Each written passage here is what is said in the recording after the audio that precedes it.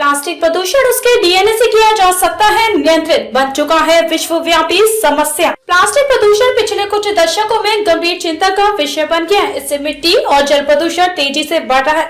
साथ ही जगह जगह प्लास्टिक को जलाने से वायु प्रदूषण में भी तेजी से इजाफा हो रहा है। हाल के दिनों में मीठे और खारे दोनों प्रकार के पानी में मौजूद जलीय जीवों में प्लास्टिक के केमिकल होने वाले दुष्प्रभाव नजर आने लगे हैं। वैज्ञानिकों ने जलवायु परिवर्तन जैसी वैश्विक चुनौतियों में प्लास्टिक प्रदूषण को भी बड़ा कारण माना है। क्वींसलैंड यूनिवर्सिटी ऑफ टेक्नोलॉजी की रिसर्च टीम ने हाल ही में पॉलीमर केमिस्ट्री को लेकर समग्र अध्ययन प्रकाशित किया। अध्ययन में शामिल शोधकर्ता doctor Hober Johnson, doctor Louis Chambers, doctor Joshua Holloway, Anastasia Buskes, professor Akhtar Khavari, associate professor James Blinco, ARC laureate fellow professor Christopher Barner Kowollik ने अपशिष्ट मुक्त विश्व के लिए प्लास्टिक प्रदूषण को रोकने में सबसे बड़ी चुनौती।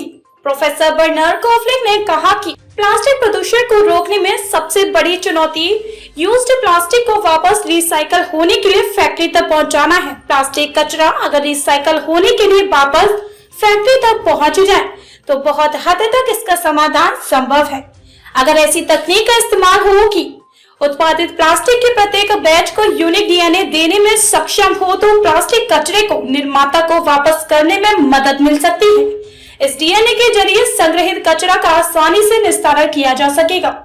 प्रोफेसर बर्नर कॉफ्लिक ने कहा कि पॉलीमर केमिस्ट्री में कई ऐसे आधुनिक तकनीकी हैं जो प्लास्टिक की पहचान करने में भूमिका निभा सकते हैं।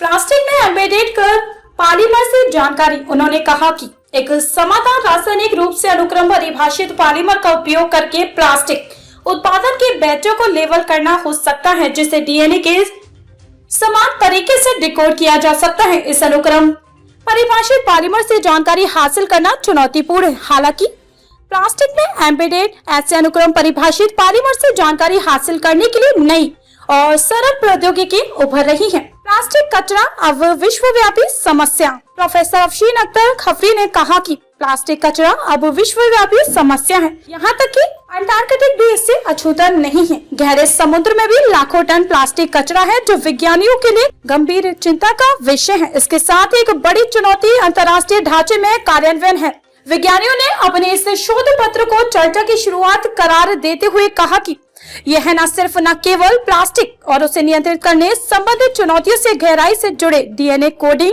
और उसे जानने के लिए अनुक्रम परिभाषित पॉलीमर का उपयोग करने की संभावना पर, बल्कि इसके आधार पर निदानात्मक विमर्श को भी आगे बढ़ाया जा सकता है। बर्नर कॉफ्लिक ने बताया कि आमतौर पर शोध का एक फोकस पॉइंट होता है, लेकिन कभी कभी उसकी व्यापकता की भी जरूरत महसूस होती है। इसलिए जरूरी है कि सामाजिक और प्राकृतिक विज्ञान एक साथ मिलकर मौजूदा स्थिति से बाहर निकलने का मार्ग खोजे।